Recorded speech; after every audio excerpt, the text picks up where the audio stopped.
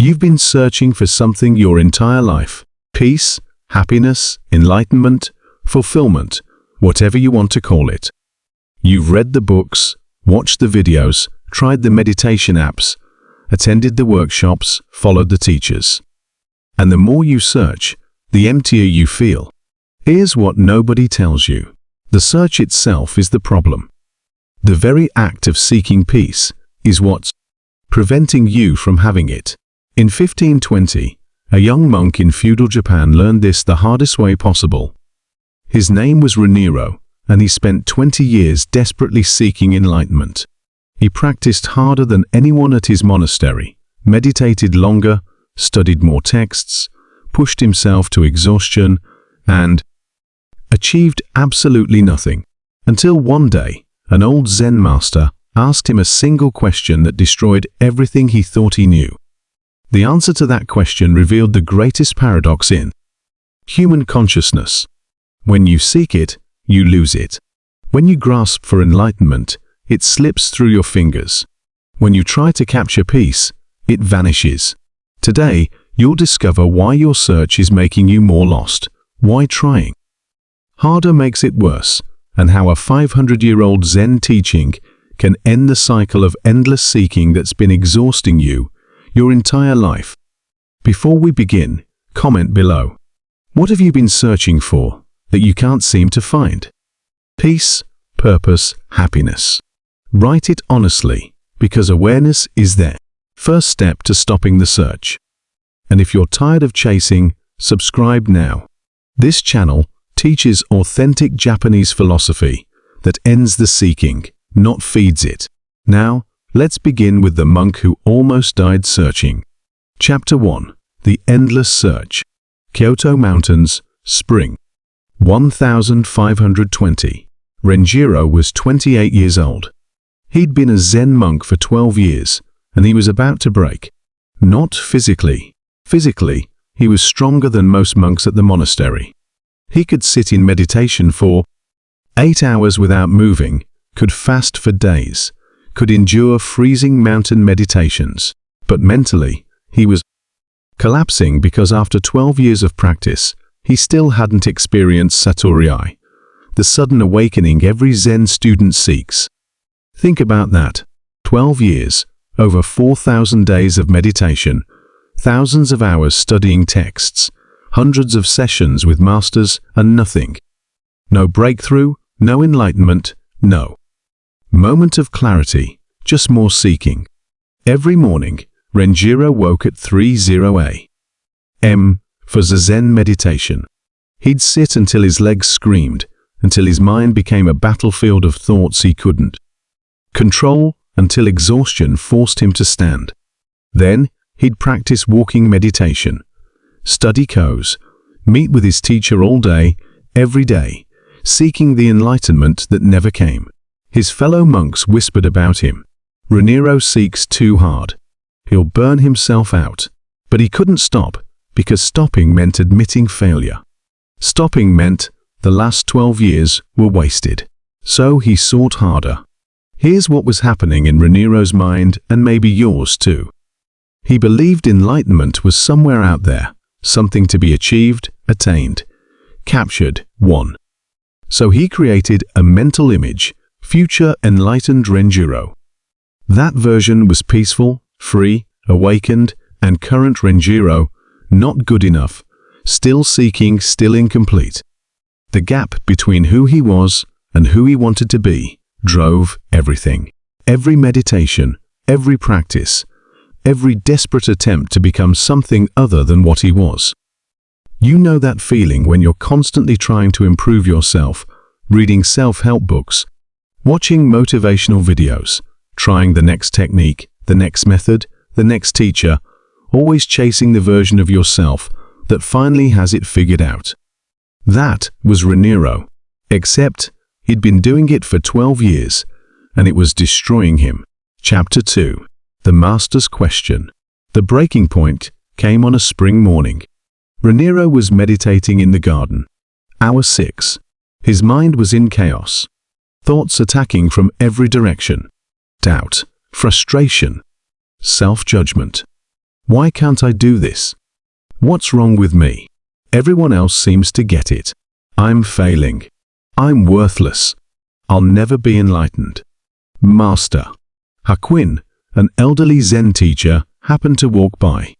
He watched Renjiro for a moment. The tension in his shoulders, the strain in his face, the desperation in his posture. Renjiro, Master Hakuin said quietly, "What are you doing?" "Seeking enlightenment, Master." "And how is that working?" The question hung in the air. How was it working? 12 years, no progress. More suffering now than when he started. "It's not working, Master. I don't know why. I practice harder than anyone. I follow every teaching, but enlightenment keeps escaping me." Master Hakuin sat down beside him. "Let me ask you something. What are you using to seek enlightenment?" "My mind." "Correct. And what is the mind?" Renjiro recited the teaching. "The mind is the source of all illusion. The mind creates the self that doesn't exist." The mind. He stopped. "Wait, you're using the mind to seek enlightenment from the mind?" "Master?" Hakuin's eyes twinkled. "That's like trying to wash blood with blood, or a sword cutting itself, or teeth biting themselves."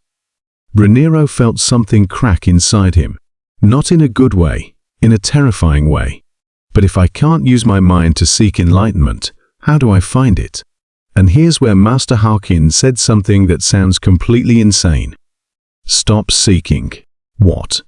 You want to know why you haven't experienced Satori after 12 years? Because you're seeking it. The moment you stop seeking, it's there." And you know, Renjiro felt anger rising. "That's ridiculous. If I stop seeking, how will I ever find it?"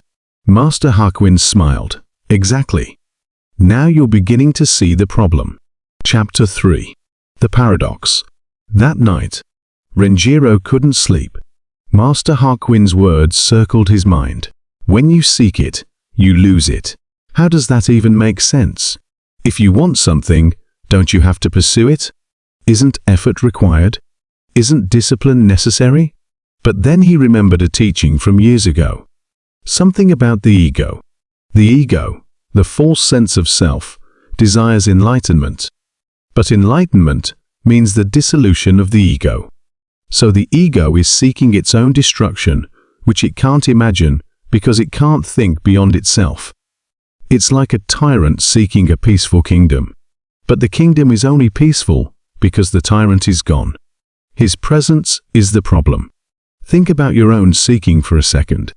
Who is seeking peace? Your anxious self. But peace means no anxiety. So your anxious self is seeking not to exist, which it can't do because it's seeking. Who is seeking happiness? Your dissatisfied self. But happiness means no dissatisfaction. So your dissatisfied self is seeking not to exist. Do you see the trap?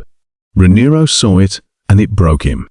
Because if seeking enlightenment prevents enlightenment, what the hell was he supposed to do? He'd spent 12 years building his entire identity around seeking enlightenment. It was who he was. Remove that, and who was left? The next morning, Renjiro went to Master Hakuin. "Master, I understand the paradox intellectually, but how do I actually stop seeking?" "You can't." "What? Renjiro, you're still seeking. Now you're seeking the method to stop seeking." "It's the same trap, different disguise." "Then what do I do?" Master Hakuin's response was simple. Sit. Chapter 4. The practice. Sit. That was Master Hakuin's entire instruction. Sit. Not sit to achieve enlightenment. Not sit to stop seeking. Not sit to become peaceful. Just sit. Renjiro didn't understand. "I've been sitting for 12 years. That's all I've done." "No, you've been sitting and seeking. I'm telling you to sit without seeking. Sit without trying to achieve anything. Sit without purpose." 10. But isn't the purpose of Zazen to develop concentration to create the conditions for the story? That's still seeking. Here's what the master was teaching and what neuroscience now confirms.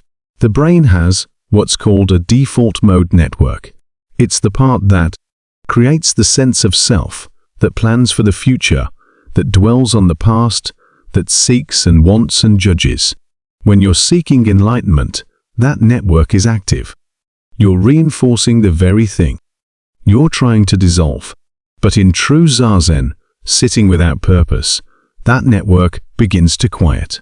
Not because you're trying to quiet it, because you're not feeding it with seeking. Renjiro tried it. For the first week, it was torture.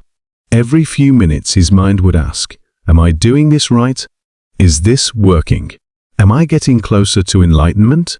Seeking, seeking, seeking. But Master Hakuin's instruction was clear. Notice the seeking. Don't fight it.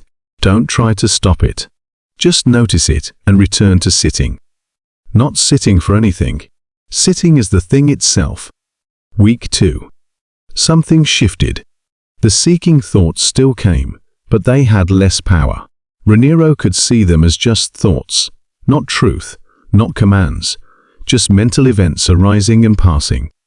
Week 3. Moments of clarity, brief glimpses, where there was no seeker, no goal, no future enlightened self, just this breathing, existing being.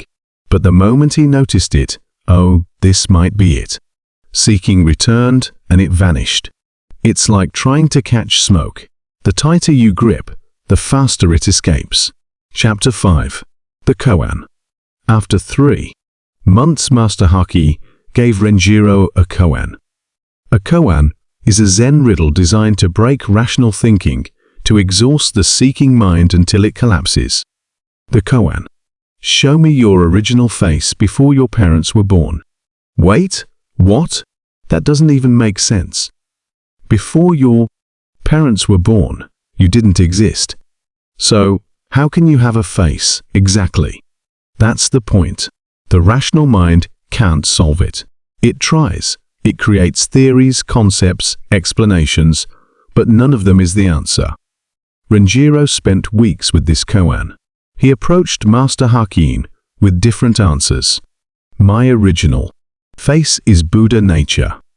No, that's a concept. Show me the actual face. My original face is emptiness. You're still thinking. Stop thinking and show me. My original face is this present moment. You're describing it. I said, show me, not tell me.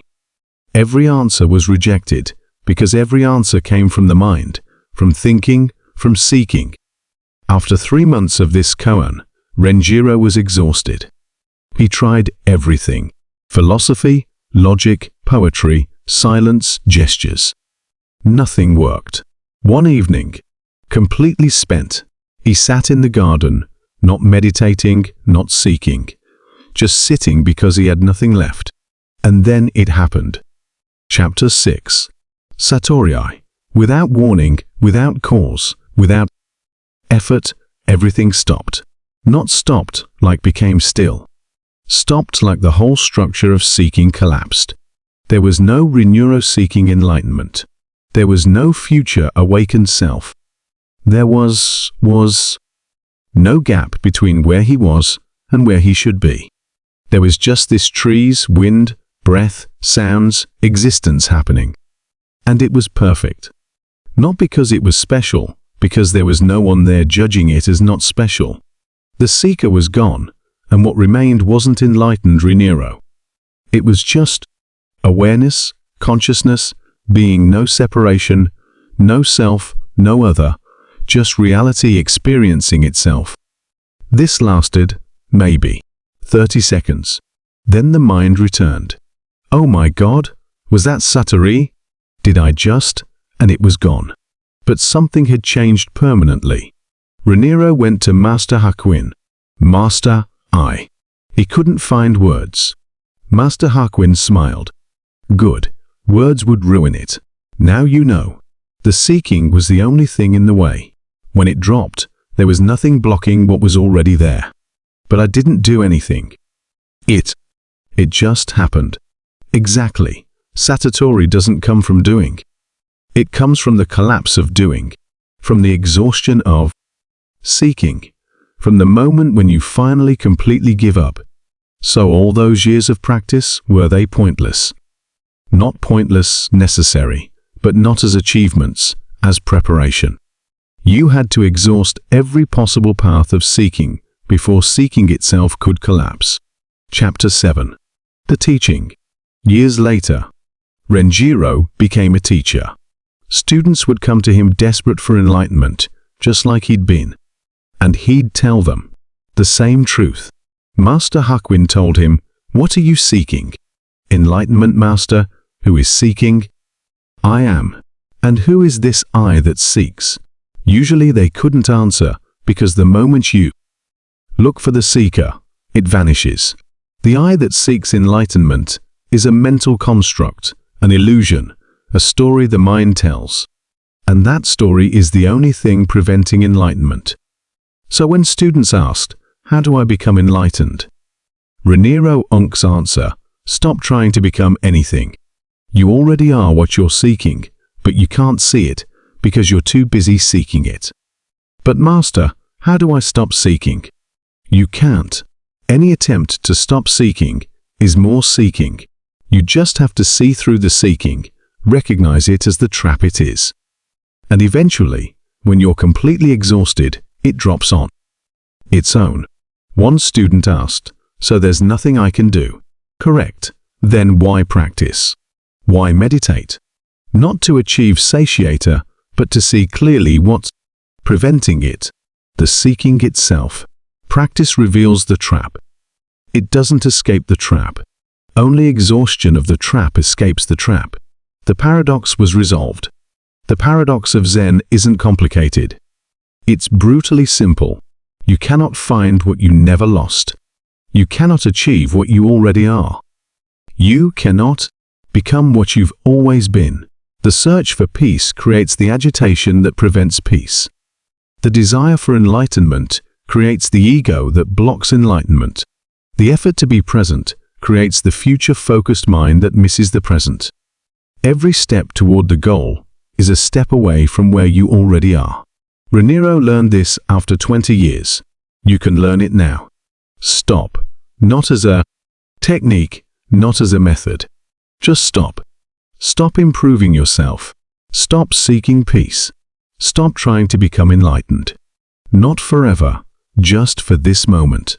And in the stopping, you might notice what you were seeking was never missing. The peace was always here, hidden under the noise of seeking it.